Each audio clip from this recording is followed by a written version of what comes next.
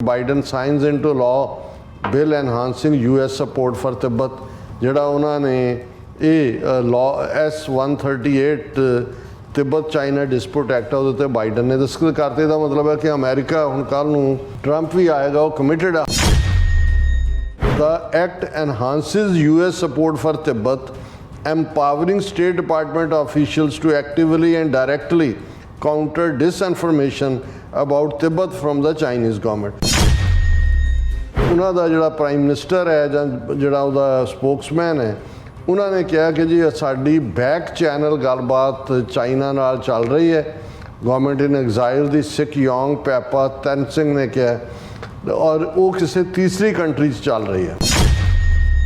ਉਹਨੇ ਕਿਹਾ ਜੀ ਸਾਡਾ ਇਸ਼ੂ ਜਿਹੜਾ ਇੰਟਰਨੈਸ਼ਨਲ ਲਾਅ ਦੇ ਥੱਲੇ ਡਿਸਾਈਡ ਹੋਣਾ ਚਾਹੀਦਾ, ਔਰ ਇੰਟਰਨੈਸ਼ਨਲ ਲਾਅ ਜਿਹੜਾ ਉਹ ਰਾਈਟ ਆਫ ਸੈਲਫ ਡਿਟਰਮੀਨੇਸ਼ਨ ਮੰਗਦਾ। ਸੋ ਅਸੀਂ ਚਾਈਨਾ ਨਾਲ ਗੱਲਬਾਤ ਇਸੇ ਆਧਾਰ 'ਤੇ ਕਰ ਰਹੇ ਹਾਂ ਕਿ ਰਾਈਟ ਆਫ ਸੈਲਫ ਡਿਟਰਮੀਨੇਸ਼ਨ ਸਾਨੂੰ ਦਿੱਤਾ ਜਾਏ। We just cannot think of the short term. We cannot only think about Xi Jinping. He will be there for some time and then he will be gone. But we have to keep our communications with Beijing going on. ਜਿਸ ਭਾਰਤ ਦੀ ਧਰਤੀ ਤੇ ਖਲੋ ਕੇ ਦਲਾਈ ਲਾਮਾ ਜਾਂ government ਇਨ ਐਗਜ਼ਾਈਲ ਬਣੀ ਹੋਈ ਹੈ, ਔਰ ਜਿੱਥੇ ਇੰਡੀਆ ਨੈਂਸੀ ਪੈਲੋਸੀ ਜਾਂ ਦੂਜਿਆਂ ਨੂੰ ਵੈਲਕਮ ਕਰਦਾ ਹੈ, ਕਿ ਉਹ ਭਾਰਤ ਜਿਹੜਾ ਹੱਕ ਤਿੱਬਤਨਸ ਲਈ ਉਹ ਮੰਗਦਾ ਹੈ, ਉਹ ਸਿੱਖਾਂ ਨੂੰ, ਕਸ਼ਮੀਰੀਆਂ ਨੂੰ, ਅਸਾਮੀਆਂ ਨੂੰ, ਮਨੀਪੁਰੀਆਂ ਨੂੰ, ਨਾਗਿਆਂ ਨੂੰ ਦੇਣ ਲਈ ਤਿਆਰ ਹੈ।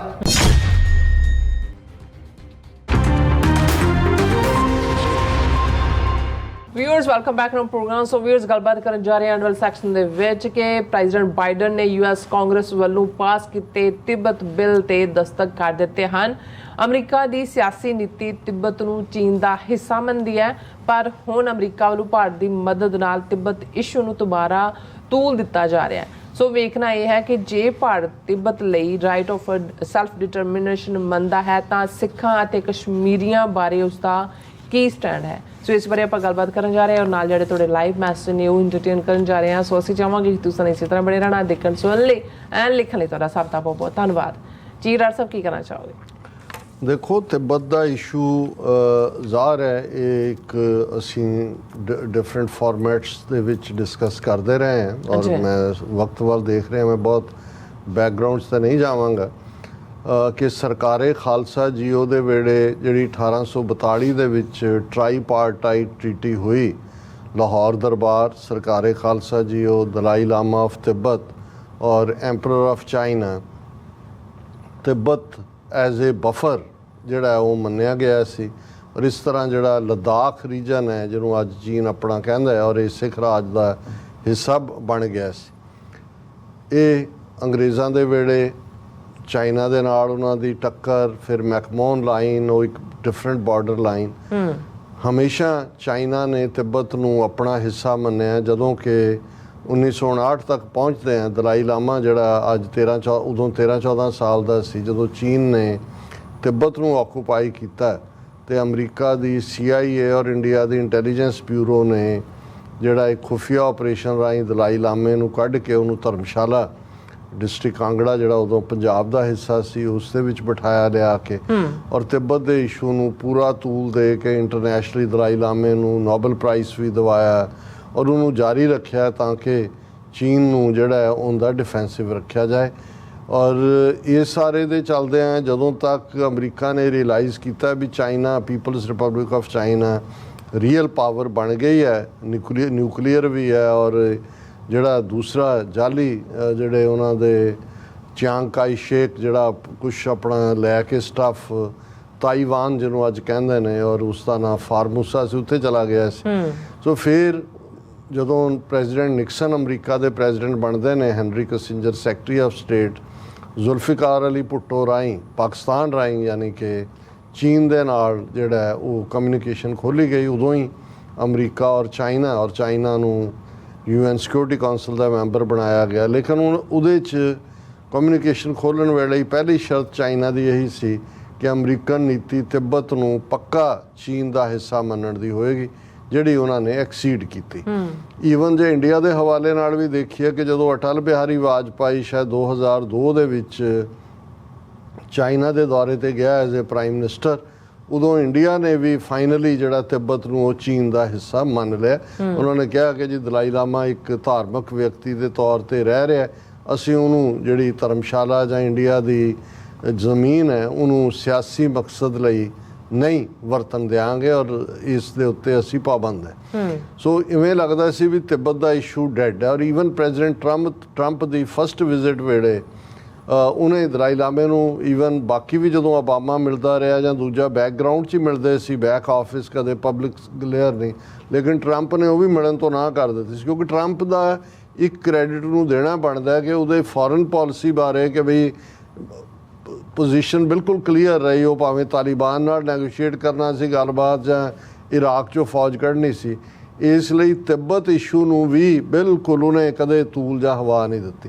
ਹੁਣ ਅਸੀਂ ਦੇਖਦੇ ਹਾਂ ਵੀ ਜਾਂਦੇ ਜਾਂਦੇ ਜਿਹੜਾ ਬਾਈਡਨ ਐਡਮਿਨਿਸਟ੍ਰੇਸ਼ਨ ਹੈ ਉਹਨੇ ਦੋ ਇਸ਼ੂਜ਼, ਇੱਕ ਸ਼ਾਇਦ ਟਰੰਪ ਦੇ ਆਉਣ ਦਾ ਵੀ ਖੌਫ ਹੈ ਵੀ ਉਹਨੇ ਯੂਕਰੇਨ ਨੂੰ ਵੀ ਡਿਸਓਨ ਕਰ ਦੇਣਾ ਵਾਰ ਨੂੰ ਕਿ ਵੀ ਇਹ ਸਾਡੀ ਵਾਰ ਨਹੀਂ ਹੈ, ਇਸੇ ਲਈ 32 ਮੈਂਬਰ ਸੱਦ ਕੇ ਇੱਥੇ ਵੀ ਕੀਤਾ। ਪਰ ਇੱਕ ਜਿਹੜਾ ਪਾਰਟ ਤਿੱਬਤ ਦੇ ਹਵਾਲੇ ਨਾਲ ਹੈ ਉਹ ਪਹਿਲਾਂ ਤਾਂ ਕਾਂਗਰਸ 'ਚੋਂ ਇਹ ਜਿਹੜਾ ਬਿੱਲ ਹੈ ਉਹ ਲਿਆਂਦਾ ਗਿਆ, ਤਿੱਬਤ ਚਾਈਨਾ ਡਿਸਪਿਊਟ ਐਕਟ, ਔਰ ਉਹਨੂੰ ਬੜੇ ਜ਼ੋਰ ਸ਼ੋਰ ਨਾਲ ਕਿਉਂਕਿ ਡੈਮੋਕ੍ਰੈਟ ਕੰਟਰੋਲਡ ਕਾਂਗਰਸ ਹੈ, ਸੈਨੇਟ ਹੈ, ਪਾਸ ਕਰਵਾਇਆ ਗਿਆ। ਬਿਲਕੁਲ। ਫਿਰ ਇੱਕ ਡੈਲੀਗੇਸ਼ਨ ਜਿਹਨੂੰ ਨੈਂਸੀ ਪੈਲੋਸੀ ਨੇ ਲੀਡ ਕੀਤਾ, ਸਪੀਕਰ ਆਫ ਦਾ ਹਾਊਸ ਜਾ ਕੇ ਦਲਾਈ ਲਾਮੇ ਨੂੰ ਮਿਲੀ, ਫਿਰ ਮੋਦੀ ਦੇ ਨਾਲ ਵੀ ਮੁਲਾਕਾਤ ਹੋਈ, ਬੜਾ ਐਡਵਰਟਾਈਜ਼ ਕੀਤਾ ਗਿਆ ਸੀ ਤੁਹਾਡੇ ਨਾਲ ਖੜੇ ਆ ਇੱਧਰ ਉੱਧਰ।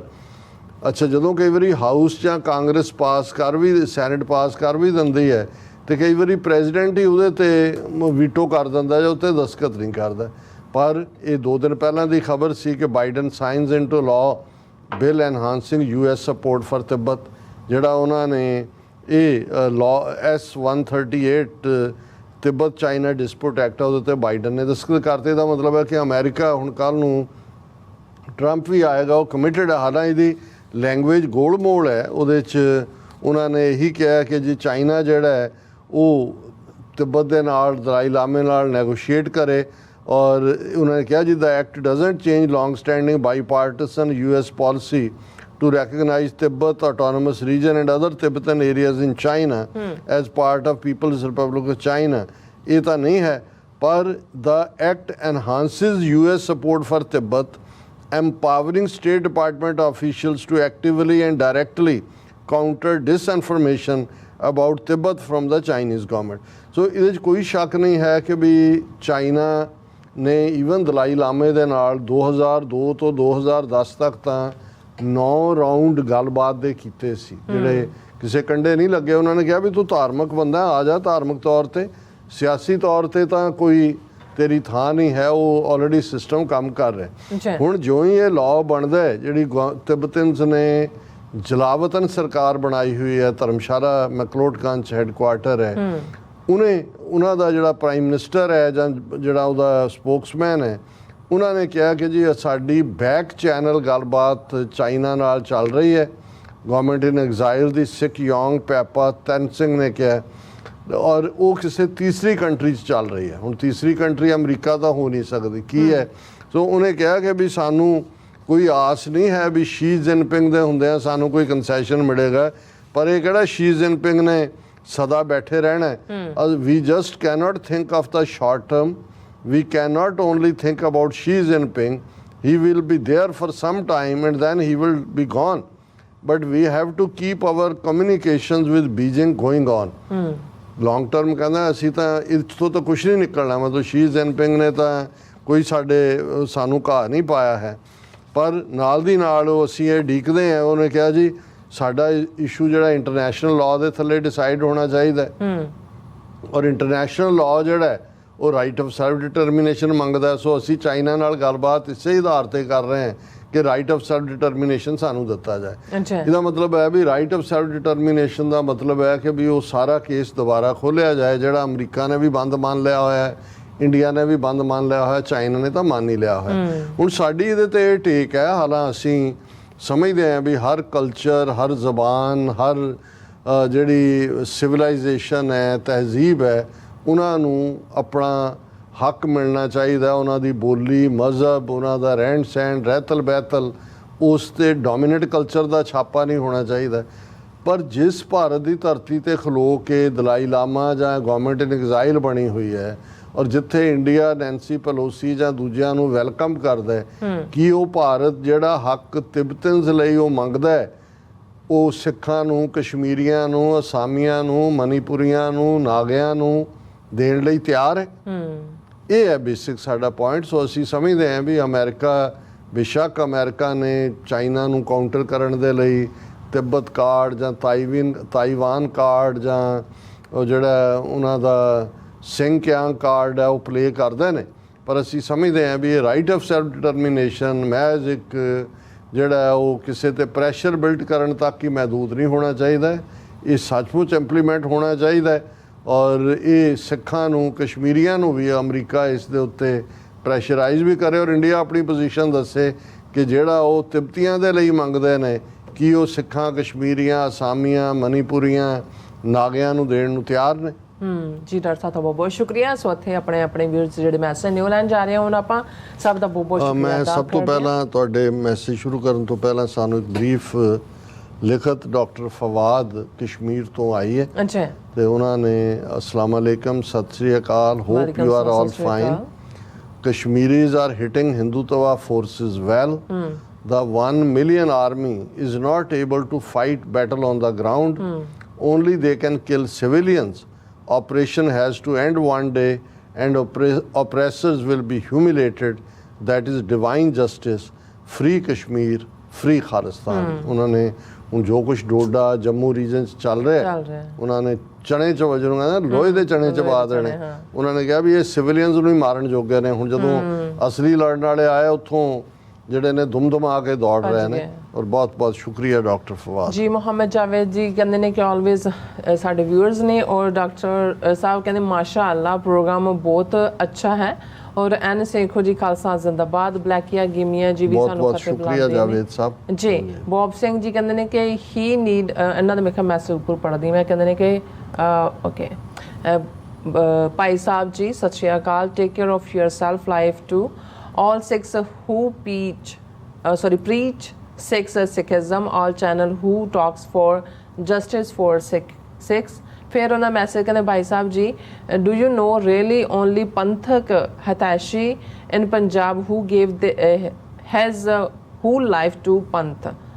ਔਰ ਫਿਰ ਇਹਨਾਂ ਦਾ ਫਿਰ ਤੁਸੀਂ ਮੇਰੇ ਖਿਆਲ ਦੇ ਦਿਓ ਇੱਕ ਵਾਰੀ ਜਵਾਬ ਇਹਨਾਂ ਨੂੰ। ਫਿਰ ਕਹਿੰਦੇ ਨੇ ਖਾਲਸਾ ਜੀ ex-MP Atinder Singh ji different he make C5 channel, C5 Panth Khalsa channel are banned, 6M much more than ਫਿਰ ਉਹਨਾਂ ਲਿਖਿਆ ਕਿ ਨਹੀਂ ਬਹੁਤ ਸਿੰਘ ਤਾਂ ਜਿਹੜਾ ਵੀ ਕੋਈ ਪੰਥਕ ਜਾਂ ਸਿੱਖੀ ਦੀ ਗੱਲ ਕਰੇਗਾ ਉਹਨੂੰ ਬਿਆਨ ਨਹੀਂ ਕਰਦੇ ਆ। ਹਾਂ ਉਹ ਤਾਂ ਅਸੀਂ ਉਸ ਤੋਂ ਸਫਰ ਕਰ ਰਹੇ ਹਾਂ ਬਾਰ-ਬਾਰ। ਬਿਲਕੁਲ। ਚਰਨਜੀਤ ਸਿੰਘ ਜਿਹੜਾ ਚਰਨਜੀਤ ਰੰਧਾਵਾ ਜੀ ਫਤਿਹ ਬੁਲਾਉਂਦੇ। ਬਲਦੇਵ ਸਿੰਘ ਜੀ ਵੀ ਖਾਲਸਾ ਜ਼ਿੰਦਾਬਾਦ ਕਹਿੰਦੇ ਨੇ। ਔਰ ਫਿਰ ਇਸੇ ਤਰ੍ਹਾਂ ਨਿਹੰਗ ਸਿੰਘ ਜੀ ਕਹਿੰਦੇ ਨੇ ਕਿ ਰੀਅਲੀ ਸੱਚੋ ਸੱਚ programme, amazing work, excellent show, thank you so much. ਬਹੁਤ ਬਹੁਤ ਸ਼ੁਕਰੀਆ ਨਿਹੰਗ ਸਿੰਘ ਜੀ। ਕਮਾਂਡੋ ਫੋਰਸ ਬਾਬਾ ਜੀ ਖਾਲਸਾ ਜ਼ਿੰਦਾਬਾਦ ਕਹਿੰਦੇ ਨੇ। ਸੁਖਦੀਪ ਸੋਇਤਾ ਜੀ ਕਹਿੰਦੇ ਨੇ ਕਿ ਫॉर ਐਪਲ H4 ਹੈਨ Sardar is saying there is then ਖੁਸ਼ ਵੀ ਲੈਣਾ ਪੰਥ ਕੀ ਯਾਰ ਆਈ ਡੋਨਟ ਨੋ ਪੰਗਾ ਲੈਣਾ ਮੇਰੇ ਪਤਾ ਨਹੀਂ ਕੁਝ ਕੀ ਕਹਿਣਾ ਚਾਹੁੰਦੇ ਨੇ ਕਿ ਇਹਨਾਂ ਨੂੰ। ਔਰ ਮਨਜੀਤ ਸਿੰਘ ਖਾਲਸਾ ਜ਼ਿੰਦਾਬਾਦ ਔਰ ਆਜ਼ਾਦੀ ਹੱਲ ਹੈ। ਪਲਵਿੰਦਰ ਸਿੰਘ ਜੀ ਪੰਜਾਬ ਅਤੇ ਪੰਜਾਬੀ ਦੇ ਹਰ ਇੱਕ ਮਸਲੇ ਦਾ ਹੱਲ ਹੈ। ਆਜ਼ਾਦੀ ਖਾਲਸਾ ਜ਼ਿੰਦਾਬਾਦ। ਬਲਵਿੰਦਰ ਸਿੰਘ ਜੀ ਫਤਿਹ ਸਤਿ ਸ਼੍ਰੀ ਅਕਾਲ। ਕੁਲਦੀਪ ਕੌਰ ਜੀ ਵੀ ਪੰਜਾਬ ਹੱਲ ਖਾਲਸਾ ਜ਼ਿੰਦਾਬਾਦ। ਸਤਨਾਮ ਸਿੰਘ ਜੀ ਖਾਲਸਾ ਜ਼ਿੰਦਾਬਾਦ।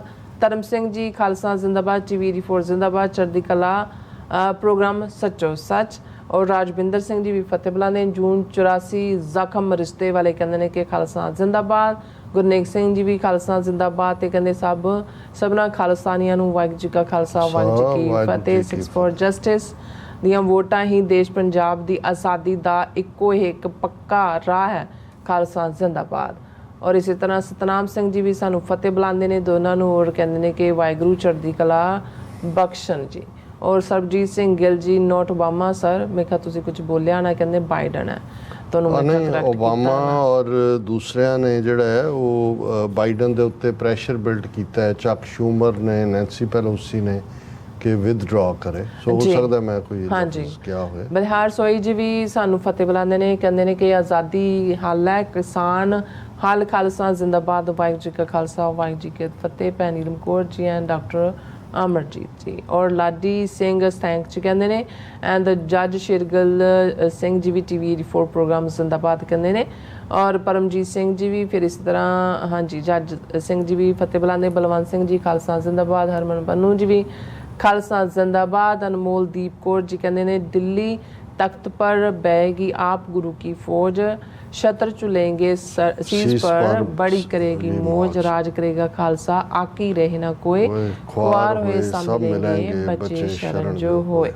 इंद्रजीत सिंह संधू जी भी फतेह बुलाते ने, खालसा जिंदाबाद कहते हैं। राजनप्रीत सिंह जी भी राज करेगा खालसा और सानू फतेह बुलाते हैं। कुलवीर संघा जी भी फतेह बुलाते हैं। दलजीत सिंह जी भी, परमिंदर जी भी और फिर इस तरह बलविंदर सिंह जी, दविंदर संधू जी, बलविंदर सिंह मल्होत्रा जी, लीन जी भी फतेह बुलाते हैं। फिर इस तरह जतिंदर सिंह जी, सोहन मायल जी, बंदर जगदेश जी भी और जसबीर सिंह जी सानू सब फतेह बुलाने। सब का बहुत बहुत शुक्रिया। सो इस तरह अपने व्यूअर्स को लेने इजाजत। व्यूअर्स साडे प्रोग्राम का समा इत्थे मुकदा। तुसीं अपनी राय ते सुझाव सानू भेजना भुलना साडे इस पते ते SOS@TV ते असीं अपना प्रोग्राम लैके फिर दोबारा तुहाडे सन्मुख होवांगे। तद तक लई मैनूं ते अपना सुना आग्या दो। देखते रहो TV 84। बुला दिओ फतेह। वाहिगुरू जी का खालसा, वाहिगुरू जी की फतेह। रब राखा।